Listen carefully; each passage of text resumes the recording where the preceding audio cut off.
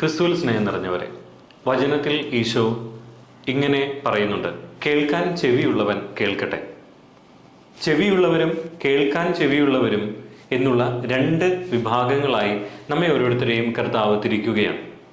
ചെവിയുണ്ടായാൽ മാത്രം പോരാ, കേൾക്കാൻ ചെവിയുണ്ടാകണം എന്നാണ് ഈശോ വചനത്തിലൂടെ നമ്മളോട് പറയുക.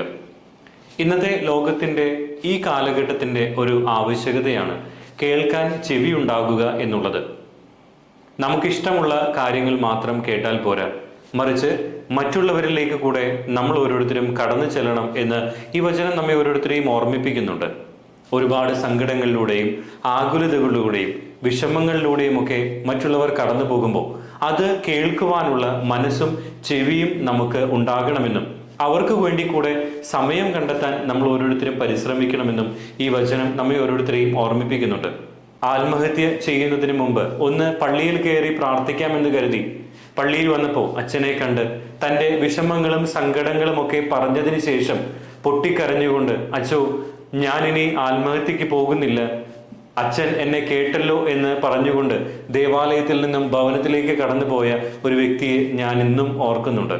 ഇങ്ങനെ നമ്മൾ ഓരോരുത്തരും നമ്മുടെ ചെവികൾ മറ്റുള്ളവരുടെ വിഷമങ്ങളിലേക്കും സങ്കടങ്ങളിലേക്കുമൊക്കെ തുറന്നിടുവാൻ തയ്യാറാകുകയാണെങ്കിൽ തീർച്ചയായും അനേകം ആളുകളെ ജീവിതത്തിലേക്ക് തിരികെ കൊണ്ടുവരാൻ നമുക്ക് സാധിക്കും.